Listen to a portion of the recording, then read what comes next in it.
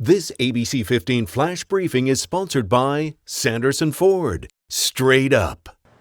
Hello, I'm Faye Fredericks with your top stories from ABC 15 Arizona. Breaking Tuesday, police at a Valley Walmart investigating a shooting. This happened at the store near the Metro Center Mall near I-17 just south of Peoria. Phoenix police say one was shot after an argument between two men became violent. One last attempt to delay tomorrow's execution of Frank Atwood denied. A three-judge panel of the Ninth Circuit Court of Appeals rejecting today's request for a stay of execution. Atwood is scheduled to die by lethal injection at the state prison in Florence for the killing of 8-year-old Vicky Hodgkinson. In seeking a stay of execution, Atwood's lawyers argued their client's degenerative spinal condition would make the process excruciatingly painful and illegally cruel. 10 months into its investigation and more than 500 days after a mob stormed the U.S. Capitol, the January 6th committee will soon begin televised hearings. The riot was the explosive climax of weeks of protests and challenges to the 2020 presidential election. Arizona, in many ways, ground zero. Congressman Andy Biggs and Paul Gosar, State Republican Party Chair Kelly Ward, and State Representative and current candidate for Secretary of State Mark Finchem supported Arizona's Stop the Steal movement. Their accusations never proven. Biggs, Ward, and Finchem were subpoenaed by the January 6th committee. All are resisting. The Democratic Majority Committee will lay out what they've learned about January 6th. Let the facts speak for themselves and the people draw their own conclusions from those facts, because really that's the highest form of persuasion. We've reached out to Biggs, Gosar, Ward, and Finchem for comment. None has responded so far. The hearings will air live on ABC 15 Thursday starting at 5.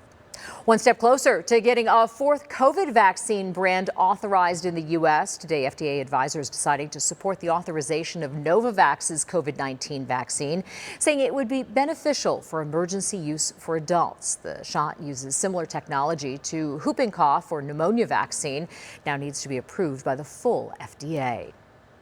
The USDA rolling out new waivers to help families on WIC get access to newly delivered shipments of foreign-made baby formula. WIC rules are generally strict and limit most families to specific brands. About 1.2 million infants are part of the program. As temperatures continue to climb, there are limits to where and when you can hike in Phoenix. Phoenix program closes certain trails from 11 a.m. to 5 p.m. on days the National Weather Service issues an excessive heat warning. Those warnings have been issued for Wednesday through Sunday this week. Camelback Mountain's Echo Canyon and Cholla trails and all trails on Piestewa Peak will limit access. Parking lot gates will be closed and signs posted to remind hikers about the closures. Valley woman getting the surprise of a lifetime ahead of Father's Day. Thanks to DNA technology, Whitney THOMPSON knows her father after 33 years. She found him through a long and complicated search, using everything from genealogy sites to journals and even an assist from some online chat groups. Whitney was born in 1989 after her mother had a romantic fling with a man named Charles. She finally reconnected with him in April and learned he never knew she existed. A joyous moment Whitney thought would never happen.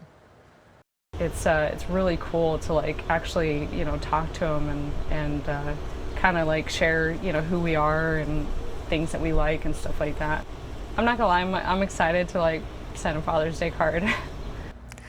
Not only do they look a bit alike, she's also found out she has two new sisters as well. While they haven't met in person yet, they all plan to get together over the next few months. I'm Chief Meteorologist Amber SULLINS. Tracking some big-time heat coming our way this week. An excessive heat warning now in effect starting Wednesday. So we're going to be in weather action mode tomorrow as temperatures hit 110 for the first time this year. We'll be in the triple digits by noon. And these excessive heat warnings go all the way until Sunday for the Phoenix metro area. We also have heat alerts to the north, to the east, down to the south, and out to the west for the next several days. So for Phoenix, we are headed into record territory. 110 tomorrow, 111 on Thursday, but by Friday, a sizzling 113 could break the record of 111. On Saturday, a record tying 114 in the forecast, and another potential record breaker on Sunday before temperatures start to drop. Looks like we'll be back below 110 early next week. Still sizzling though, with overnight lows in the 80s. Not a lot of overnight relief.